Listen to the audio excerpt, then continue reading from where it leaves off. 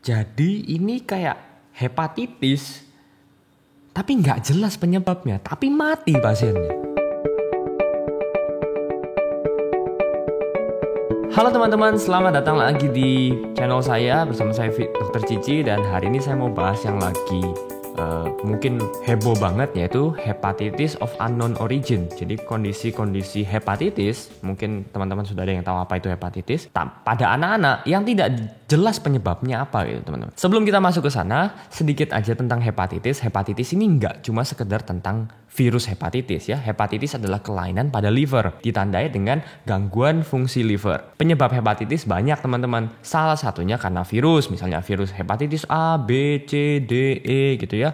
Ada juga yang karena obat-obatan. Ada beberapa obat yang bisa mengganggu fungsi liver, seperti obat-obat TBC gitu ya. Ada obat-obatan yang dari antiretroviral virus juga itu juga bisa menyebabkan beberapa efek samping jadi fatty liver. Bahkan teman-teman, orang yang fatty liver itu juga namanya hepatitis ya. Fatty liver yang mengganggu fungsi livernya kita sebut namanya steatohepatitis. Jadi hepatitis itu banyak sebenarnya. Itu adalah term atau istilah yang dipakai ketika seseorang mengalami gangguan fungsi liver. Nah, terkait yang hepatitis of unknown origin ini sendiri, ini cukup heboh karena menyerang anak-anak. Penyebabnya sampai sekarang belum diketahui. Oke, saya tegaskan belum diketahui. Jadi kalau ada yang bilang apa karena virus COVID, ada yang karena vaksin COVID, ada yang karena ABCDE semua, itu semua masih belum valid. Semua masih berupa kemungkinan.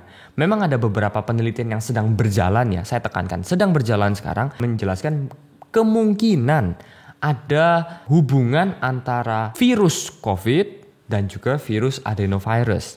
Jadi ada kemungkinan antara dua virus ini. Karena ada beberapa pasien yang dicek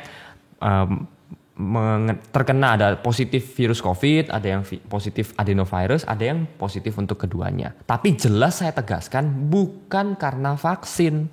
Oke? Bukan karena vaksin. Mau debat-debat sedikit boleh lah teman-teman. Ada beberapa yang bilang, loh ini karena vaksin AstraZeneca itu mengandung adenovirus dan lain sebagainya. Teman-teman coba dipakai logikanya. Yang kena ini anak-anak. Anak-anak tidak divaksin. Oke, sampai saat ini di Indonesia anak-anak belum dapat izin vaksin. Di luar negeri juga belum teman-teman. Ya, di bawah 6 tahun itu tidak dapat vaksin. Dan kalaupun di atas 6 tahun dapat, bukan menggunakan AstraZeneca juga.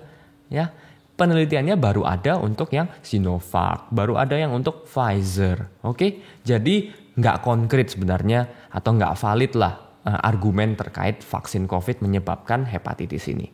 Apa saja orang yang kena ya, ini cenderung kena pada anak-anak usianya mulai dari 1 bulan sampai 16 tahun. Oke, itu biasa range yang kena. Ini saya buka data sedikit ya teman-teman. Per 21 April 2022 di dunia itu ada sebanyak 169 kasus, di mana yang paling banyak itu kenanya di Inggris Raya ya. Inggris Raya mulai dari Irlandia Utara ada 114 kasus, terus daerah dan lanjutannya ada Spanyol, Israel, dan yang paling terakhir di Indonesia juga ada. Indonesia di Jakarta terutama ya. Teman-teman mungkin bisa lihat berita-beritanya ya, yang ada 3 anak yang meninggal.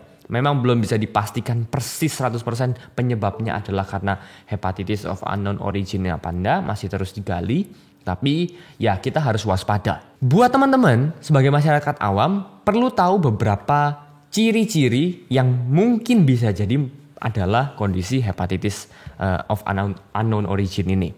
Oke, yang paling pertama adalah peningkatan enzim liver lebih dari 500. Teman-teman pernah cek darah mungkin tahu SGOT, SGPT, ya kan? Itu fungsi liver. Kalau anak kita mengalami peningkatan fungsi liver lebih dari 500 tanpa penyebab yang jelas, nah ini harus waspada. Taunya dari mana ya, pasti tentu teman-teman bawa ke dokter gitu ya. Biasanya mungkin nggak langsung tahu nih enzim livernya meningkat. Nah, gejalanya dulu yang di rumah yang teman-teman bisa tolong waspadai adalah anak tiba-tiba mual-mual muntah. Demam bisa jadi, lemas, tidak nafsu makan, bahkan yang ekstrim buang air kecilnya jadi warnanya coklat seperti teh. Oke, ini teman-teman bisa cukup curiga dan cukup perhatian. Oke. Memang sekarang demam mual muntah mungkin tidak kelihatan ya, karena sekarang musimnya demam berdarah juga lagi banyak, jadi tolong waspada juga. Kadang-kadang gejalanya suka tumpang tindih. Nah, tapi tidak ada salahnya kalau teman-teman melihat anaknya sudah 2-3 hari seperti itu, segera bawa ke rumah sakit untuk dicek fungsi livernya. Ya, itu salah satu pemeriksaan yang penting juga. Buat sejawat mungkin dokter atau tenaga medis yang lihat video ini juga, mungkin kita harus lebih aware juga dengan situasi sekarang. Kalau ada anak-anak yang demam mual muntah, jangan lupa untuk periksa fungsi livernya juga. Kadang-kadang kita berpikir, oh ini mungkin ke arah tifus atau pengarah demam berdarah, kita nggak cek SGOT, SGPT-nya. Jangan. Kalau kita bisa, segera cek. Karena kita nggak tahu juga pasien ini nantinya progres penyakitnya menuju ke arah hepatitis unknown origin ini atau memang murni demam berdarah saja atau tifus saja. Oke? Nah yang kedua ada yang namanya sindrom jaundice. Saya nggak panjang lebar bahas tentang jaundice ini, yang intinya adalah pasiennya kuning. Pernah dengar istilah pasien-pasien orang yang dewasa mungkin sakit hati, sakit liver gitu ya, itu terus tubuhnya jadi kuning. Nah sama, ini anak juga mengalami kuning. Kuningnya karena peningkatan bilirubin. Nah itu, ya ada peningkatan liver, enzim liver sama sindrom jaundice ini. Dan yang ketiga, usianya juga pengaruh. Tadi saya bilang usia 1 bulan sampai 16 tahun per Januari ini ya. Jadi kita harus lihat kurang lebihnya masuk nggak range gitu ya. Kalau orang dewasa belum ada kasus yang seperti itu. Nah terus yang keempat itu harus dibuktikan tidak ada virus hepatitis. Nah kalau yang ini mungkin teman-teman mungkin nggak bisa melakukan ya, tapi jangan lupa tanyakan atau mintalah ke tenaga medis, ke dokter atau ke perawat yang bertugas gitu ya. Apakah perlu diperiksakan marker virusnya gitu ya, hepatitis A, B, C, D, E. Mungkin yang D dan E ini nggak semua rumah sakit bisa. Tapi kalau A sampai C ini saya rasa cukup umum dan cukup sering dikerjakan, jadi mintalah teman-teman. Hepatitis ini teman-teman nggak perlu panik. Waspada perlu tapi tidak perlu panik karena penularnya bukan seperti COVID yang lewat udara, airborne gitu bukan. Tapi lebih karena kebanyakan kalau hepatitis A dari makanan.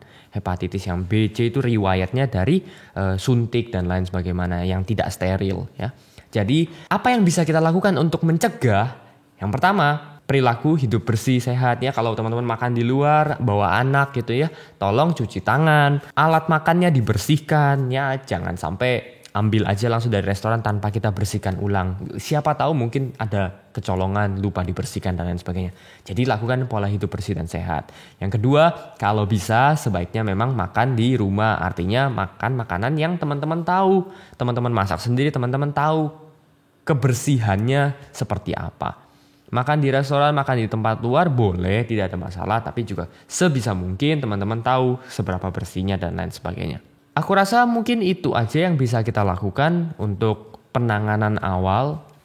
Oh satu lagi, yang masih punya bayi-bayi kecil ya jangan lupa divaksin untuk hepatitisnya ya. Jadi untuk melindungi juga.